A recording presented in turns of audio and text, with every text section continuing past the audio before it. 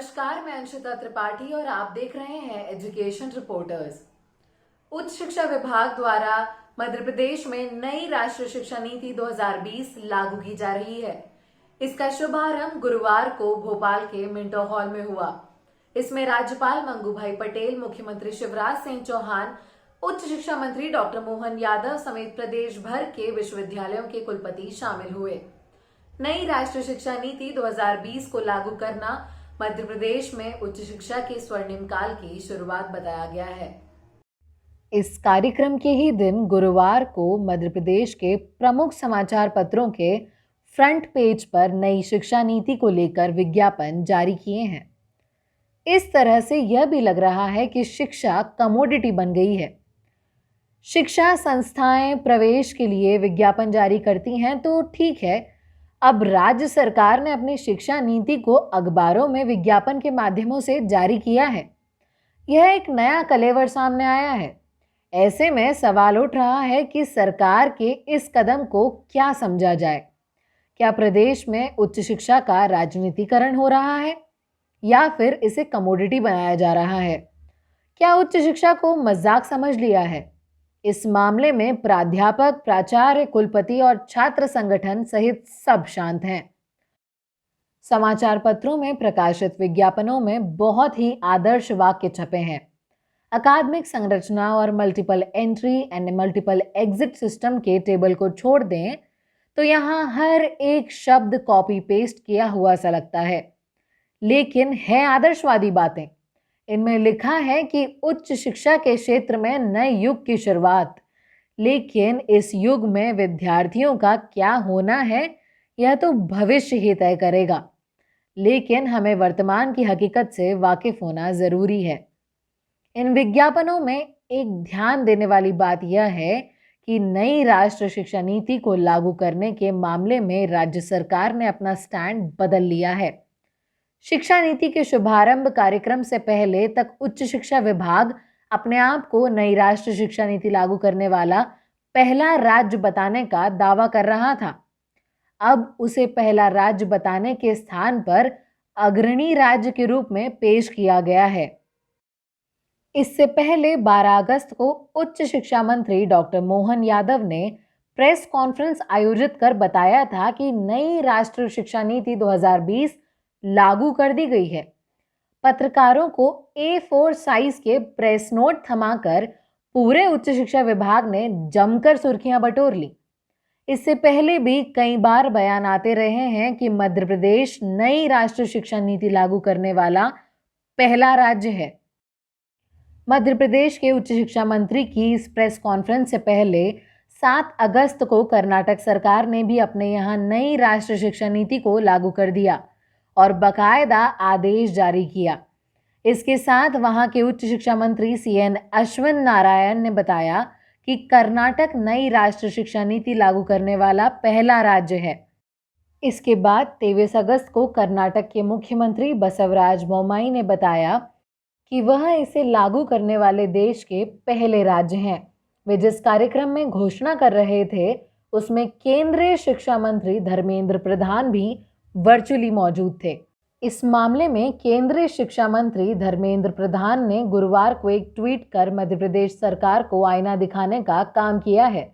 उन्होंने ट्वीट कर प्रदेश की जनता और मुख्यमंत्री शिवराज सिंह चौहान को बधाई दी, साथ ही स्पष्ट कर दिया कि मध्य प्रदेश नई राष्ट्रीय शिक्षा नीति लागू करने वाला पहला राज्य नहीं है। केंद्रीय मंत्री ने ट्वीट कर स्थिति स्पष्ट की है कि कर्नाटक के बाद मध्य प्रदेश नई राष्ट्रीय शिक्षा नीति लागू करने वाला दूसरा राज्य बना है। उनके ट्वीट से 2 संकेत मिल रहे हैं। उन्होंने बधाई देकर अन्य राज्यों को नई राष्ट्रीय शिक्षा नीति लागू करने के लिए प्रेरित करने की दिशा में कदम बढ़ाया है। उनके इस ट्वीट से राजनीतिक मायने भी निकाले जा रहे हैं। उन्होंने स्पष्ट कर दिया है कि मध्य प्रदेश इसे लागू करने वाला पहला राज्य नहीं है। उनके इस तरह ट्वीट करने के और भी मायने निकाले जा रहे हैं। वह सीधे तौर पर राष्ट्रीय शिक्षा नीति लागू करने की सिर्फ बधाई भी दे सकते थे, लेकिन उनको मध्य प्रदेश को दूसरा राज्य बताने की क्या जरूरत पड़ी होगी। दरअसल मध्य प्रदेश के मंत्री को यही नहीं पता कि कौन पहला और कौन दूसरा है। राजनीतिक क्रेडिट प्राप्त करने के लिए यह दावा करते रहे कि मध्य प्रदेश ही पहला राज्य है। केंद्र शिक्षा मंत्री ने इशारों ही इशारों में यह कहने की कोशिश की है कि जिम्मेदार लोग शिक्षा का राजनीतिकरण करने से बचें। कम से कम शिक्षा क्षेत्र को राजनीतिक दृष्टि से नहीं देखा जाना चाहिए, क्योंकि मध्य प्रदेश के उच्च शिक्षा मंत्री ने आधिकारिक रूप से कहा कि मध्य प्रदेश नई राष्ट्रीय शिक्षा नीति लागू करने वाला पहला राज्य है। उसे मध्य प्रदेश शासन के कई नए डॉक्टर मोहन यादव उच्च शिक्षा मंत्री आप सबके बीच में देश के हायर एजुकेशन डिपार्टमेंट के माध्यम से एक जानकारी देते हुए इस बात की प्रसन्नता है कि माननीय यशस्वी मुख्यमंत्री शिवराज सिंह चौहान की सरकार इसी सत्र से भारत सरकार द्वारा घोषित उच्च शिक्षा विभाग की नई शिक्षा नीति 2020 को लागू करने वाला देश का पहला राज्य बनने को तैयार है। देश नई राष्ट्रीय शिक्षा नीति लागू करने वाला पहला राज्य है। 20 को लागू करने वाला देश का पहला राज्य बनने को तैयार है। जब हमारे अपने उसे मध्य प्रदेश शासन के कई नई प्लेटफॉर्म के माध्यम से प्रसारित किया गया। यहाँ तक मध्य प्रदेश के शासकीय मुखपत्र कहे जाने वाले MP इन्फो पोर्टल पर भी इसे जारी किया गया। अब केंद्रीय शिक्षा मंत्री का यह कहना है कि आप पहले राज्य नहीं हैं, यह इस बात का इशारा है कि शिक्षा क्षेत्र की नीतिगत बातों को राजनीतिक नजरिए से प्रस्तुत न किया जाए। लेकिन अभी यह देखा जाना बाकी है कि केंद्र की बीजेपी सरकार और केंद्रीय शिक्षा मंत्री इस बात की गहराई से पड़ताल कराएंगे कि जिस उद्देश्य से और जिस मूल भावना को लेकर, जिस समग्रता के साथ राष्ट्रीय शिक्षा नीति 2020 की घोषणा की गई थी, वास्तव में उस घोषणा के सभी बिंदुओं का यथारूप क्रियान्वयन मध्य प्रदेश या अन्य राज्यों की नई शिक्षा नीति के घोषित प्रारूप में है। इसके अलावा जल्दबाजी में जो कदम उठाए गए और प्रश्न खड़े हो रहे हैं, उन पर किसी उचित प्लेटफॉर्म पर चर्चा होगी। मध्य प्रदेश के विद्यार्थियों को इस बात की आशा है कि यदि राष्ट्रीय शिक्षा नीति 2020 देश के प्रधानमंत्री ने घोषित की है, तो वह इस देश की शिक्षा व्यवस्था, इस प्रदेश की शिक्षा व्यवस्था में एक अपेक्षित सुधार लाएगी, एक दृष्टि प्रदान करेगी, एक व्यक्तित्व के समग्र विकास को भी निखारेगी और भारत के गौरव को पुनर्स्थापित करने में सहायक सिद्ध होगी। यह सब बातें मध्य प्रदेश के प्रारूप में आ चुकी हैं। इसका विश्लेषण कौन करेगा, कौन देखेगा और कौन कहेगा? शिक्षा क्षेत्र में अपने हाथ से अपना कंधा थपथपाने की परंपरा से बाहर निकलना होगा। संभवतः इसी परंपरा को विराम देने के लिए केंद्रीय शिक्षा मंत्री को सोशल मीडिया का सहारा लेकर स्थिति स्पष्ट करनी पड़ी। केंद्रीय शिक्षा मंत्री की इस बात के लिए तारीफ की जानी चाहिए कि उन्होंने इस स्थिति को समझना और शिक्षा के क्षेत्र में राजनीतिक रूप से बयानबाजी करने की परंपरा पर रोक लगाने के संकेत दिए हैं। अब जब पहले राज्य बनने की हकीकत सामने आ चुकी है, तो इसको लागू करने के लिए की गई तैयारियों पर शंका क्यों न हो, सवाल क्यों न उठे, जबकि यह लाखों विद्यार्थियों से जुड़ा मामला है। यह मामला बयानबाजी तक कैसे सीमित है? आपको बता दें कि उत्तर प्रदेश सरकार ने भी नई राष्ट्रीय शिक्षा नीति को लागू करने का निर्णय ले लिया है।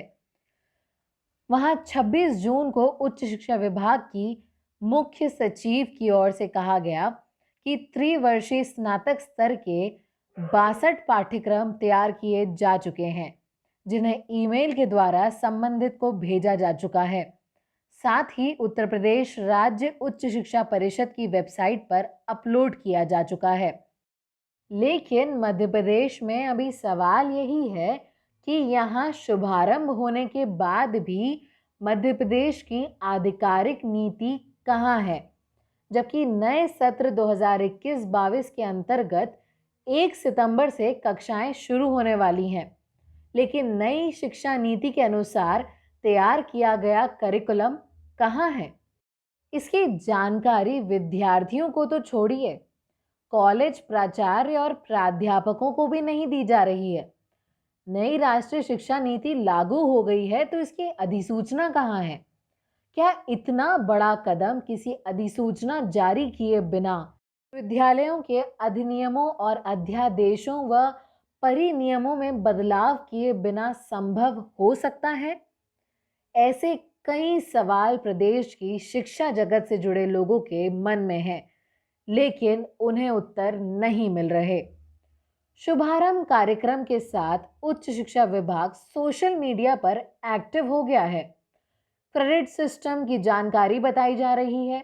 स्नातक के वर्ष बार क्रेडिट की जानकारी दी जा रही है, जबकि हकीकत यह है कि अभी क्रेडिट ट्रांसफर की पुख्ता नीति तैयार ही नहीं हुई। इसके लिए गुरुवार को कार्यशाला आयोजित की गई है। हैरानी की बात यह है कि राजधानी के कॉलेजों के अधिकतर प्राध्यापकों को नई राष्ट्रीय शिक्षा नीति के कारण लागू हो रही नई व्यवस्था की ABCD पता नहीं है। आखिर नई व्यवस्था के अंतर्गत विद्यार्थियों को क्या पढ़ना है, कितना पढ़ना है, मूल्यांकन कैसे होगा, परीक्षा पद्धति क्या होगी, क्रेडिट ट्रांसफर पॉलिसी क्या होगी, इसकी जानकारी उन्हें नहीं है। इन सवालों के जवाब प्राध्यापक एक दूसरे से पूछ रहे हैं। यह हाल जब राजधानी यानी संभाग स्तर के कॉलेजों में बने हुए हैं, तो जिला और ब्लॉक स्तर के हालातों का अंदाजा लगाया जा सकता है। नई राष्ट्रीय शिक्षा नीति 2020 से, जिससे पूरे देश को बहुत अपेक्षाएं हैं, अन्य देशों की भी उस पर निगाहें टिकी हुई हैं। भारत के गौरवमय इतिहास को इससे जोड़कर देखा जा रहा है। पुरातन शिक्षा पद्धति की चर्चा जोरों पर है। ऐसे में ऐसा मध्य प्रदेश जहां भारतीय जनता पार्टी की ही सरकार है, वहां इस शिक्षा नीति को लेकर जल्दबाजी करना कई गंभीर सवाल खड़े कर रही है। हम जल्दबाजी का शब्द इसीलिए उपयोग नहीं कर रहे हैं कि राष्ट्रीय शिक्षा नीति 2020 के आने के 1 वर्ष बाद ही इसे लागू किया जा रहा है। यदि आप ऐसा सोच रहे हैं तो इसमें सुधार करने की जरूरत है। दरअसल जल्दबाजी इसलिए कहा जा रहा है क्योंकि जिन उद्देश्यों की पूर्ति के लिए नई राष्ट्रीय शिक्षा नीति बनाई गई है, उनमें इसके कारण भटकाव आने की पूरी संभावना है। भोपाल से प्रकाशित राष्ट्रीय समाचार पत्र पत्रिका ने इस मुद्दे पर कुछ खबरें स्थानीय स्तर पर प्रकाशित की हैं। इससे पता चलता है कि उच्च शिक्षा विभाग द्वारा मध्य प्रदेश में राष्ट्रीय शिक्षा नीति लागू करने के चक्कर लाखों विद्यार्थियों को ही नहीं, शिक्षकों को भी अंधेरे में रखा जा रहा है। विद्यार्थियों को करिकुलम की जानकारी नहीं दी गई, सिलेबस नहीं बताया गया। इन प्रमुख बातों को सार्वजनिक किए बिना ही 2.25 लाख विद्यार्थियों को ऑनलाइन काउंसलिंग प्रक्रिया के तहत एडमिशन दे दिया गया। अब इनकी कक्षाएं 1 सितंबर से शुरू होनी है। इस समाचार के अनुसार जानकार कहते हैं कि इससे विद्यार्थियों का ही नुकसान होगा और जल्दबाजी में शिक्षा नीति के लागू करने से इसके विपरीत असर पड़ेंगे। भले ही विभाग की मंशा और नियत अच्छी हो, लेकिन इस तरह अंधेरे में रखकर विद्यार्थियों को एडमिशन देकर कानूनी रूप से भी विद्यार्थियों के साथ खिलवाड़ किया जा रहा है।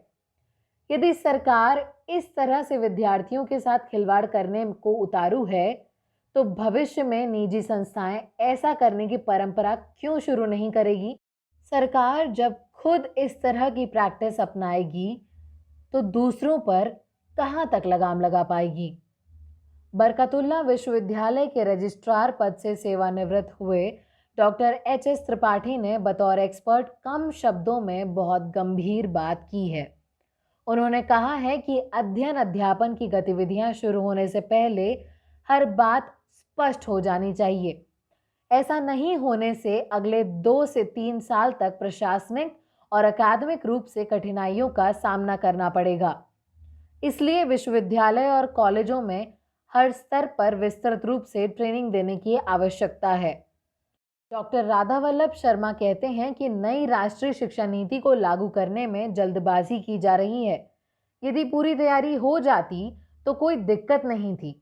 प्रवेश देने से पहले ही विद्यार्थियों को करिकुलम, सिलेबस सहित हर बात की जानकारी दी जानी चाहिए थी। इस जल्दबाजी से विद्यार्थियों के नुकसान होगा, साथ ही नीति लागू करने का मकसद भी पूरा नहीं हो सकेगा। उच्च शिक्षा विभाग को नई राष्ट्रीय शिक्षा नीति लागू करनी ही थी तो एडमिशन देने के पूर्व पूरी तैयारी हो जानी चाहिए थी। केंद्र सरकार द्वारा नई राष्ट्रीय शिक्षा नीति को घोषित किए 1 वर्ष का समय बीत चुका है। नई राष्ट्रीय शिक्षा नीति के पीछे सरकार की मंशा अच्छी है, नीयत भी अच्छी हो सकती है, लेकिन जब समय और संसाधनों का अभाव हो, फिर भी कोई नई व्यवस्था लागू की जाए तो इससे गंभीर परिणाम उठाने पड़ सकते हैं। इसलिए अब उच्च शिक्षा विभाग को करिकुलम, सिलेबस सहित सभी बदलावों की क्रिस्टल क्लियर जानकारी शिक्षकों और विद्यार्थियों से साझा करनी चाहिए। शिक्षा और रोजगार संबंधी सभी अपडेट्स को पाने के लिए हमारे साथ बने रहें और हमारा चैनल शेयर और सब्सक्राइब करना ना भूलें। धन्यवाद।